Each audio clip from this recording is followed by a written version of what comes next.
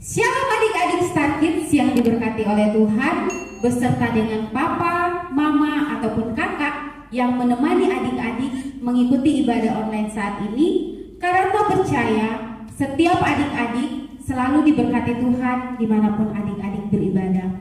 Selamat beribadah dan selamat hari Minggu. Tuhan Yesus memberkati.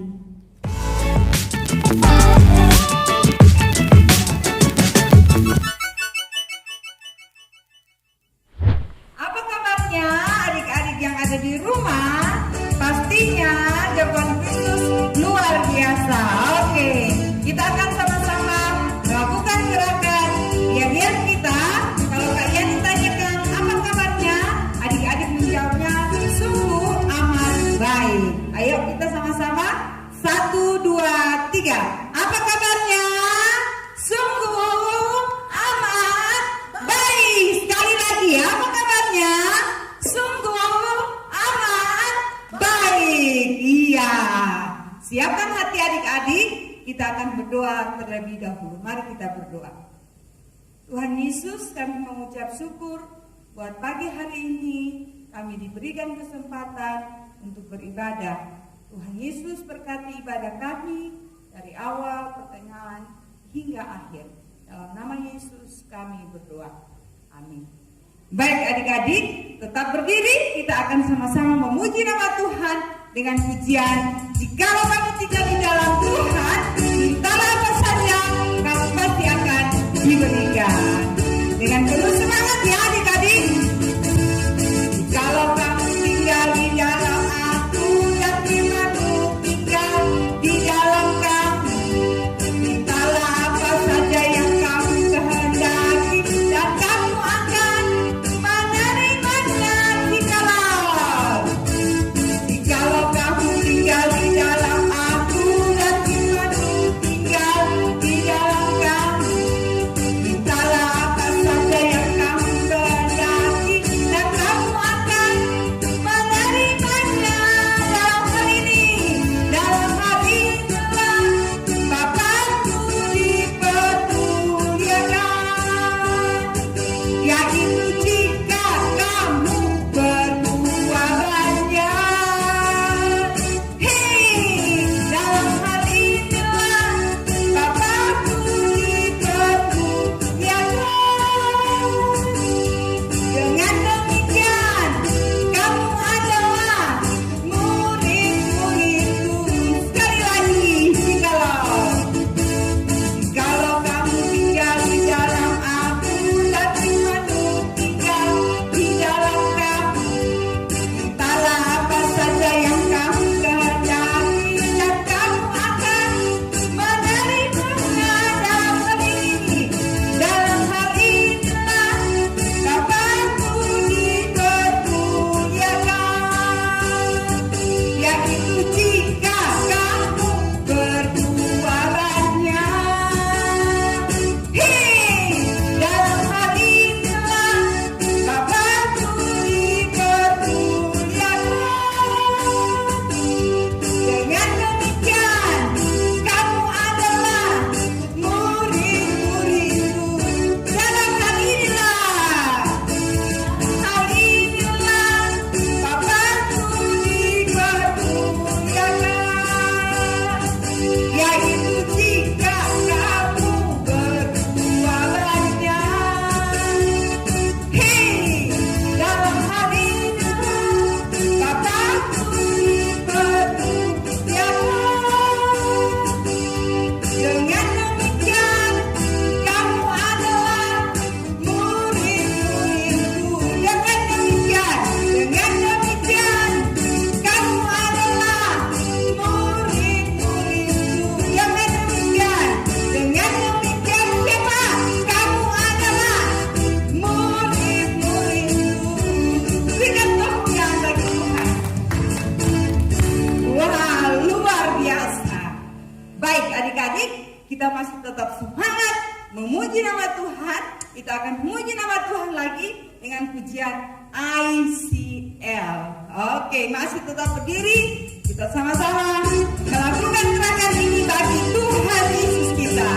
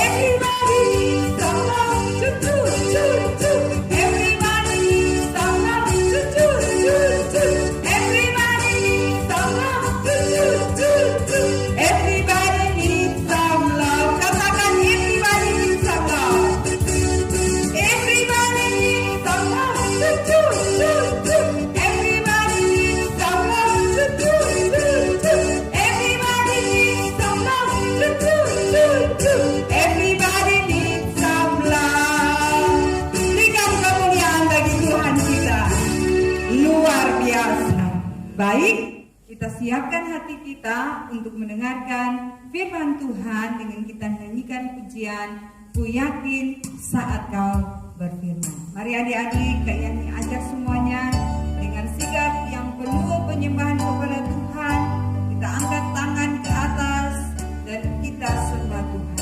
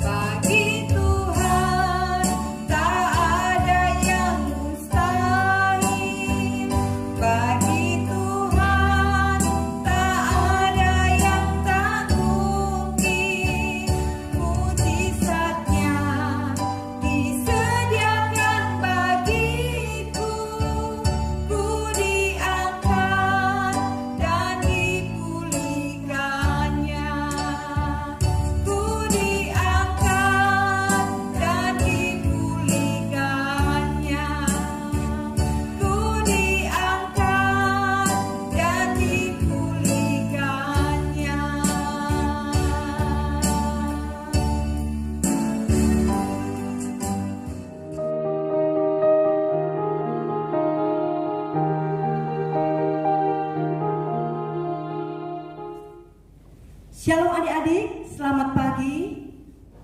Kita akan mendengarkan firman Tuhan pada pagi hari ini. Adik-adik siapkan hati, adik-adik semua, dan siapkan Alkitabnya untuk kita boleh mendengarkan firman Tuhan. Sebelumnya mari kita berdoa. Bapa yang baik, kami mengucap syukur karena pada pagi hari ini kami dapat mendengarkan firman-Mu. Urapi kami Tuhan, supaya kami boleh mengerti akan kebenaran firman-Mu, dan kami boleh menjadi pelaku-pelaku firman-Mu dalam kehidupan kami. Dalam nama Yesus kami berdoa. Yang percaya katakan amin. Ya, puji Tuhan adik-adik. Pada pagi hari ini Kak Tia akan menyampaikan firman Tuhan dengan tema melihat mujizat Tuhan, yang terambil di dalam kitab Lukas pasal 8 ayat 40 sampai 56. Di situ perikopnya mengatakan Yesus membangkitkan anak Yairus.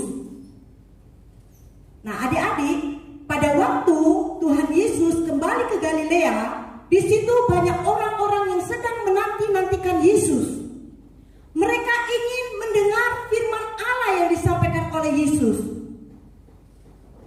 Pada saat itu juga ada seorang bapak yang bernama Yairus.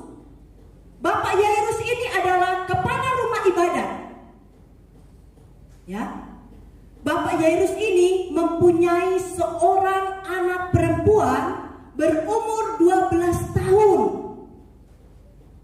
Bapak Yairus merasa sedih sekali. Dia datang kepada Yesus. Dia tersungkur di bawah kaki Yesus supaya Yesus menyembuhkan anak Bapak Yairus yang hampir mati itu. Kemudian ketika Yesus mau datang ke rumah Bapak Yairus, di jalan banyak orang-orang yang mengikuti Yesus. Dan saat itu juga ada salah satu anggota keluarga Bapak Yairus. Dia mengabarkan begini, Yairus, jangan engkau menyusahkan guru lagi, karena anakmu sudah mati. Untuk apa engkau menyusahkan guru? Tidak usah datang lagi, anakmu sudah mati. Mendengar kabar seperti ini adik-adik, Bapak Yairus merasa sedih sekali. Aduh, anakku sudah mati. Dia sedih sekali karena dia tidak memiliki anak lagi. Anak satu-satunya sudah mati. Dia menangis, dia sedih sekali. Dengan demikian, Yesus tergerak hatinya dengan belas kasihan. Yesus menguatkan hati Bapak Yairus. Ya, Yesus mengatakan, jangan takut, percaya saja, anakmu akan hidup kembali, anakmu akan selamat. Kemudian mulailah Bapak Yairus datang bersama Yesus dan murid-murid Yesus datang ke rumah. Dan di rumah itu adik-adik, banyak orang yang menangis. Keluarga Bapak Yairus menangis semuanya, merasa sedih. Adik-adik di rumah, kalau misalnya salah satu anggota keluarga kita meninggal, tentunya kita sedih, bukan? Kita menangis, kita kehilangan orang yang kita cintai. Nah, demikian juga dengan Bapak Yairus dan keluarganya. Ada kedukaan yang sangat besar. Anak satu-satunya meninggal, adik-adik. Keluarga Bapak Yairus menangis. Kemudian Yesus datang dan berkata, sudah, jangan menangis lagi, sebab anak itu tidak mati, tetapi anak itu sedang tertidur. Nah, apa yang dikatakan Yesus membuat mereka tertawa.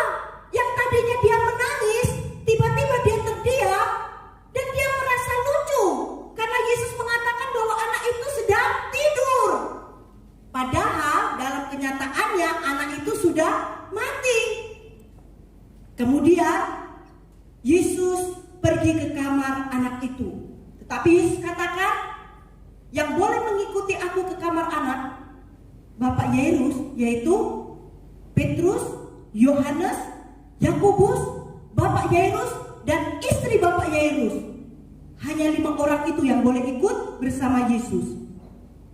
Nah, ketika dilihat oleh Yesus, anak itu sedang terbaring kaku, dia sudah meninggal. Yesus mendekati anak itu dan Yesus memegang anak itu. Dia katakan, "Talitakum, hai anak, bangunlah." Seketika itu adik-adik, roh anak ini mulai kembali masuk ke tubuh anak ini. Dan akhirnya anak itu bangun Yesus mengatakan, berilah dia makan. Dan akhirnya anak itu makan, adik-adik. Ya. Kemudian Yesus mengatakan kepada Bapak Yairus dan istrinya bahwa tidak boleh mengatakan kepada siapapun juga. Nah, akhirnya ada sukacita yang besar di dalam keluarga Bapak Yairus karena anaknya telah dibangkitkan oleh Yesus. Adik-adik, Yairus yang telah kehilangan harapan telah melihat mujizat Allah di dalam diri Yesus Kristus. Nah, apa yang dapat kita teladani dari sikap Yairus sehingga ia melihat mujizat Allah? Kita mau belajar, adik-adik, bagaimana kita dapat melihat mujizat Allah seperti Bapak Yairus. Yang pertama, adik-adik, karena Bapak Yairus merendahkan hatinya untuk datang pada Yesus. Bapak Yairus datang kepada Yesus dengan merendahkan hatinya di hadapan Tuhan. Bapak Yairus adalah kepala rumah ibadat dan dia adalah tokoh orang-orang Yahudi, tokoh agama. Ya, sebenarnya Bapak Yairus itu harus malu datang kepada Yesus. Karena apa? Karena Bapak Yairus sebagai kepala rumah ibadat dan dia juga sebagai tokoh agama Yahudi, dia berteman dengan orang Farisi, dia berteman dengan orang-orang Farisi dan juga tokoh-tokoh yang lain yang sangat membenci Yesus. Para ahli Taurat, dia juga sangat membenci Yesus. Sebenarnya Bapak Yairus itu malu. Dia takut kepada teman-temannya, takut dikatakan, lihat itu Yairus datang kepada Yesus, padahal kita membenci Yesus. Tetapi demi keselamatan anaknya, adik-adik, Bapak Yairus merendahkan hatinya di hadapan Tuhan. Dia datang kepada Yesus, meminta pertolongan kepada Tuhan supaya menyembuhkan anaknya. Yesus itu adalah orang yang sangat rendah hati. Yesus mau tergerak hatinya untuk menolong Bapak Yairus. Akhirnya Bapak Yairus melihat dengan mata kepalanya bahwa Yesus telah membangkitkan anaknya. Adik-adik, kita harus seperti Bapak Yairus. Adik-adik pasti mempunyai banyak persoalan. Setiap manusia mempunyai banyak persoalan. Saat ini bangsa kita mengalami persoalan, yaitu dengan adanya virus corona. Ya, adik-adik tidak bisa bermain di luar lagi. Adik-adik tidak bisa bersekolah lagi. Tidak bisa bertemu dengan teman-teman banyak. Tidak bisa bertemu dengan guru adik-adik. Harus melalui video call. Ya, mungkin orang tua adik-adik ada yang tidak bekerja lagi. Kemudian mungkin ada orang-orang yang kita sayangi yang telah meninggal karena akibat virus corona. Nah, ini adalah suatu persoalan. Ya, kita merasa sedih. Adik-adik juga merasa sedih. Maka dari itu adik-adik, Kak Tri mengajak adik-adik untuk kita terus mendoakan bangsa kita, ya, supaya bangsa kita ini dipulihkan oleh Tuhan. Bangsa kita ini keluar dari persoalan, sehingga Tuhan memulihkan bangsa kita, sehingga virus corona itu tidak melanda bangsa kita lagi. Kita harus merendahkan hati di hadapan Tuhan, datang dengan sungguh-sungguh. Adik-adik harus tetap berdoa untuk bangsa kita, berdoa untuk kota kita, supaya Tuhan memulihkan keadaan kota kita, sehingga keadaan kita ini seperti dulu. Kita dapat berjumpa dengan teman kita dapat pergi ke gereja lagi, ya. Sekarang kalau ke gereja harus banyak aturan, ya. Maka dari itu adik-adik,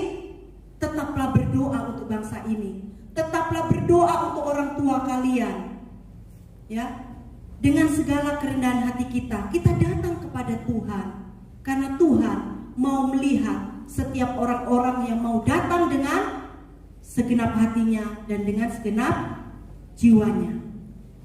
Lalu adik-adik, yang kedua, bagaimana kita dapat melihat mujizat Allah seperti Bapak Yairus?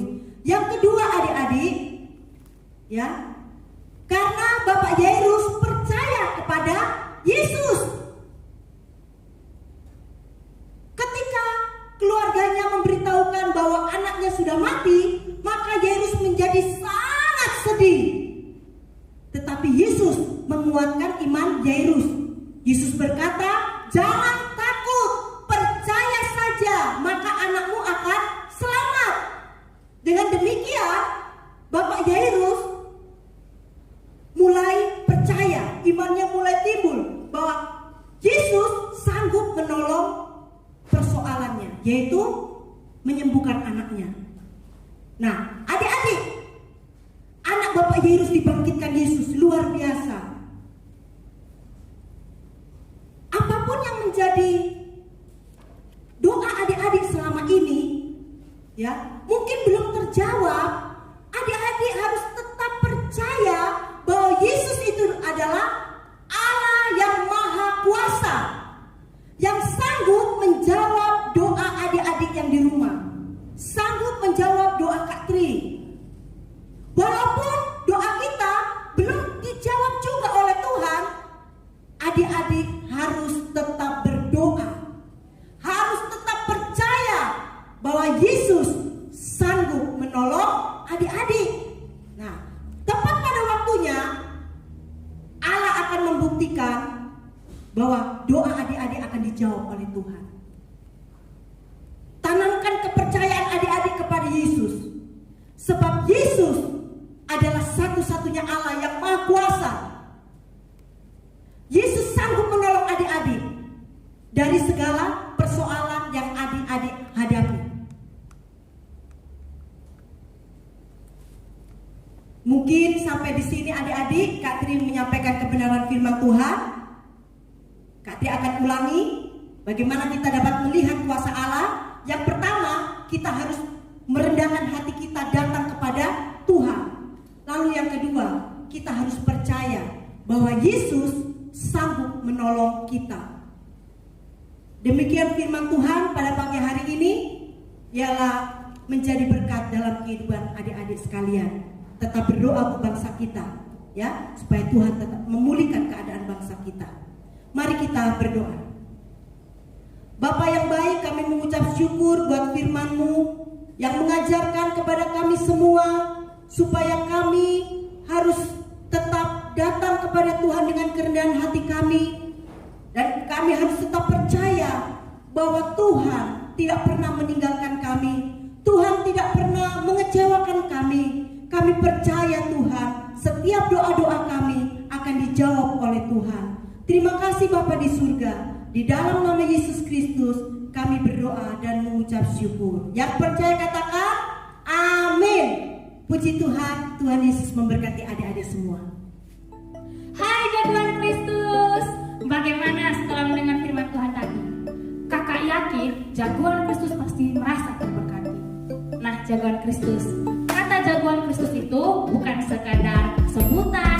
Jagoan Kristus harus belajar. Yaitu belajar apa?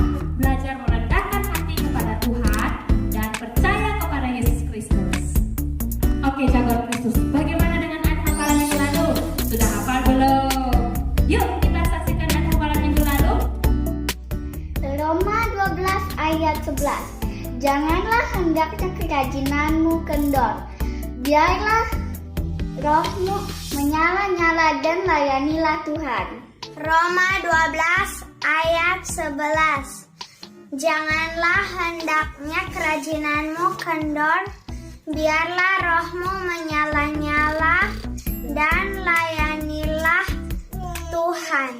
Terima kasih. Roma 12 ayat 11. Janganlah hendaknya kerajinanmu kendor, biarlah rohmu menyala-nyala dan layanilah Tuhan.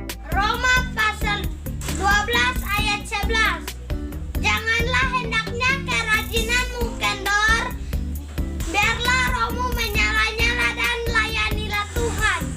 Roma 12 ayat 11. Janganlah hendaknya kerajinanmu kendor, biarlah rohmu menyala-nyala dan layanilah Tuhan. Ya jagoan Kristus, bagaimana? Jagoan Kristus jangan kalah dengan yang lain ya. Ayat hafalan minggu ini terambil dari Mazmur 31 ayat 15. Tetapi